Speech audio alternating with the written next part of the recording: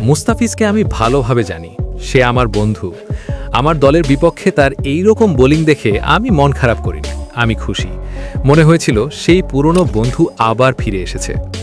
আবারও ফিরে এলো 2016 সালের সেই সোনালি স্মৃতি। আইপিএলের সেই পুরনো বন্ধু ডেভিড ওয়ার্নারের মুখে আবারও মুস্তাফিজের প্রশংসা।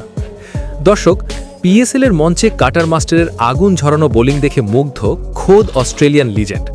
ম্যাচে মুস্তাফিজের স্পেলটা খেয়াল করেছেন? পুরনো সেই বিষাক্ত কাটার আর অসাধারণ ভ্যারিয়েশনে ব্যাটসম্যানরা ছিল রীতিমতো দিশেহারা। আর ফিজের এমন পারফরমেন্স দেখেই ডেভিড ওয়ার্নার আবেগে আপ্লুত হয়ে বলে উঠলেন, আজ ফিজকে দেখে মনে হচ্ছিল 2016 সালের সেই মুস্তাফিজ। অসাধারণ ভ্যারিয়েশন। আমি খুশি তার উন্নতিতে। হায়দ্রাবাদের হয়ে এই ওয়ার্নারের নেতৃত্বেই বিশ্বকে চমকে দিয়েছিলেন আমাদের ফিজ। এত বছর পর পুরনো ক্যাপ্টেনের এমন প্রশংসা প্রমাণ করে ফিজ ফুরিয়ে যাননি। তিনি ফিরে আসছেন ভয়ঙ্কর রূপে।